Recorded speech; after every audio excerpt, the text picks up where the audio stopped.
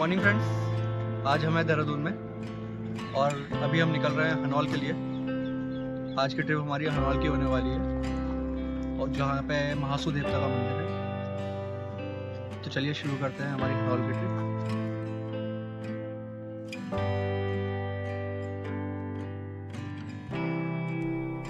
भारत के राज्य उत्तराखंड में बसा है हनौल, जो कि जौनसार बावर क्षेत्र में स्थित है।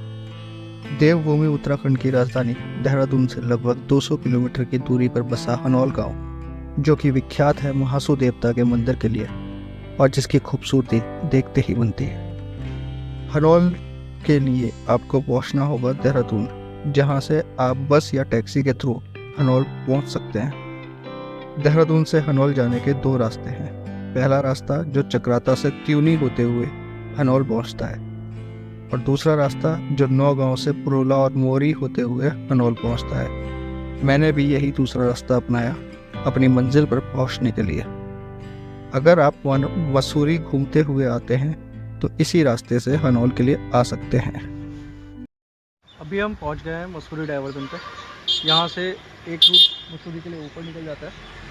ये नीचे देहरादून से रूट आ रहा है और हम ये सीधे जाएंगे हनौल के लिए। देखते हैं थोड़े से व्यू यहाँ से।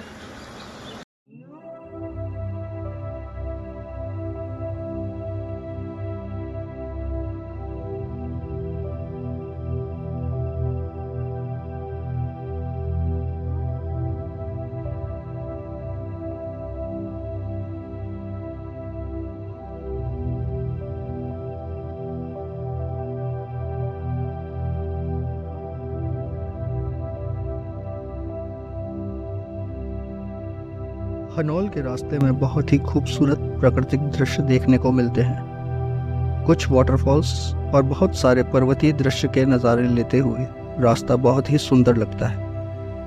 रास्ते में डामटा, नौगांव और पुरोला जैसे कुछ टाउन पड़ते हैं, जहां आपको मार्केट, खाने की व्यवस्था, फ्रेश फ्रूट्स और कच्ची पहाड़ी दालें बहुत सही कीमतों पर आसानी से उपलब्ध हो जाती हैं। यह रास्ता चार धाम की यात्रा के वक्त यमुनोत्री जाने के लिए प्रयोग में आता है, जो कि नौगांव से बरकोट की तरफ होते हुए यमुनोत्री पहुंचता है और नौगांव से दूसरा डायवर्जन पुरोला होते हुए हनौल की तरफ पहुंचता है।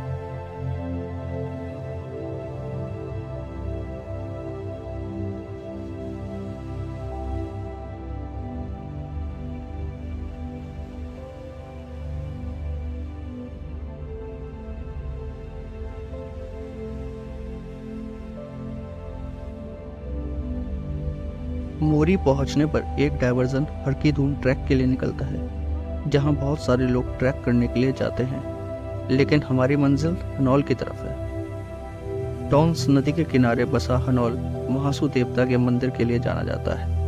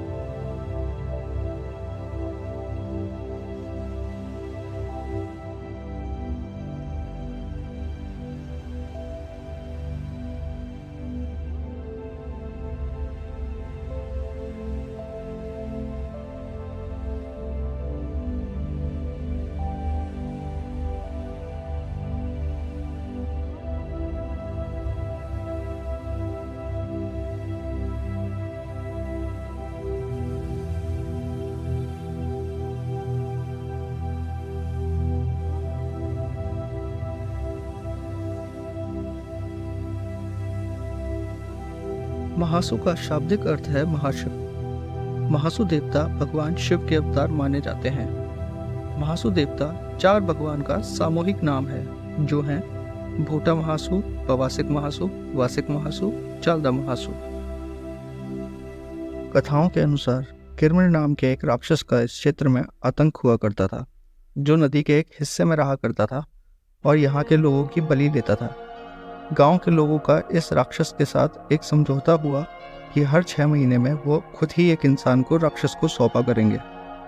एक बार इस गांव के एक ब्राह्मण कूड़ापट की पत्नी नदी में पानी भरने गई तो राक्षस ने उन पर हमला किया, लेकिन वह बच गईं और तभी उनके घड़े से आवाज़ आई कि वो अपने पति को बताएं कि कश्मीर में जाके महासु देवता को अपने क्षेत्र में बुला के लाएं, जो कि उनकी रक्षा करेंगे और राक्षस का वध करेंगे। जब ब्राह्मण पत्नी ने यह बात अपने पति को बताई तो वो निकल गए महासु देवता को लाने के लिए। कश्मीर पहुंच के ब्राह्मण ने महासु देवता से अपने क्षेत्र आने का आह्वान किया और अपनी समस्या बताई। तब महासु देवता ने उनको चावल दिए और कहा कि अपने यहाँ पर कहे वक्त के अनुसार यह चावल बो देना, जिससे महासु देवता वहाँ प्रकट होंगे। मूढ़ाभट्ट ने वापस आके वही किया, लेकिन समय से पहले हल चलाने के कारण सबसे पहले बासिक महासु, जो सबसे बड़े हैं, उनकी आंख में हल्की नोक लगी, जिससे वो देखने में असमर्थ हैं। फिर भूटा महासु हुए, जिनके पैर में हल लगने से वो चलने में असमर्थ हुए। उनके बाद पवासिक महासु हुए, जिनके कान में हल लगने से वह सुनने में असमर्थ हुए। और आखिर में चालदा महासु अपने समय से निकले, जो पूरी तरह स्वस्थ रहे। और चारों देवता ने यहाँ प्रकट होकर सभी गांव वालों की समस्या दूर की और किरमिर राक्षस का नाश किया। तभी से इस गांव का नाम भी ब्राह्मण के नाम के ऊपर रखा गया, जो कि हूणाभट्ट हुए, और उनके नाम पर हनौल नाम रखा गया। भूटा महासु के चलने में असमर्थ होने की वजह से हनौल में उनका मंदिर स्थापित हुआ और वहाँ की रक्षा का जिम्मा उन्हीं को सौंपा गया। चालदा महासु भ्रमण पर ही रहते हैं और अलग अलग जगह उनकी डोली जाती है। बासिक महासु का मंदिर मेंद्रथ में है और पवासिक महासु का मंदिर थड़ियार में स्थित है, जो हनौल के आसपास ही है। कहा जाता है कि द्वापर युग में पांडवों ने इस मंदिर के भवन का निर्माण अपने लाक्षागृह से सुरक्षित निकलने के दौरान करवाया था। मंदिर के भवन 3 भागों में बटे हुए हैं, जिसके गर्भगृह में सिर्फ पुजारी का प्रवेश ही अलाउड है।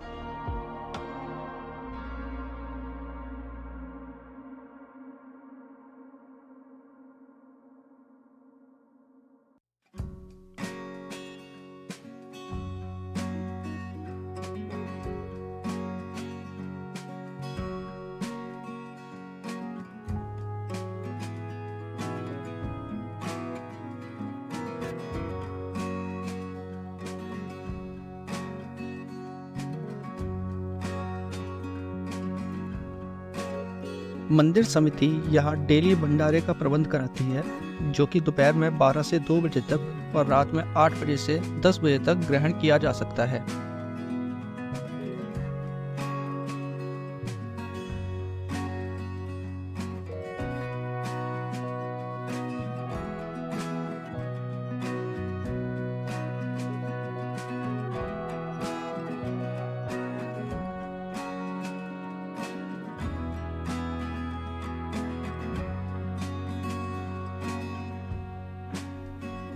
महासु देवता को न्याय का देवता भी कहा जाता है, जिसके लिए लोग यहाँ अपनी समस्या लेकर न्याय की आशा में आते हैं। जिनकी मन्नत पूरी होती है वो यहाँ आके बकरा चढ़ाते हैं। पहले यहाँ बकरे की बलि देने की प्रथा हुआ करती थी, लेकिन बलि को बैन करने के बाद से लोग बकरे को जिंदा ही यहाँ छोड़ देते हैं और बकरे यहाँ अपनी एज पूरी करने के बाद प्राकृतिक मृत्यु को प्राप्त करते हैं।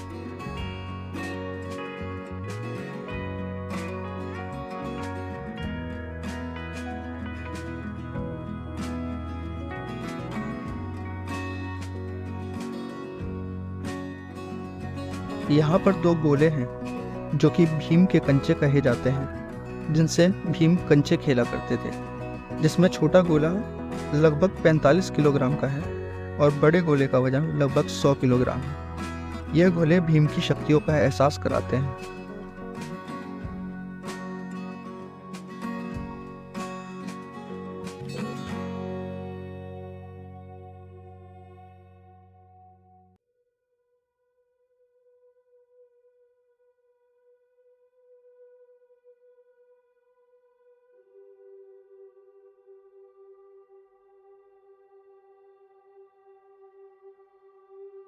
हनौल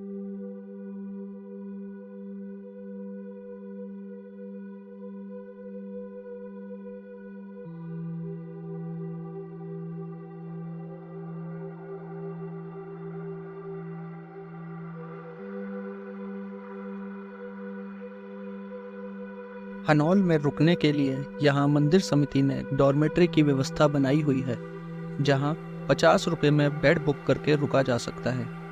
अगर डॉर्मेट्री प्रेफर नहीं करनी हो तो यहाँ रूम भी मंदिर के पास ही उपलब्ध हो जाते हैं, जिनका रेंट 500 से 1000 रुपये पर रूम पर नाइट होता है।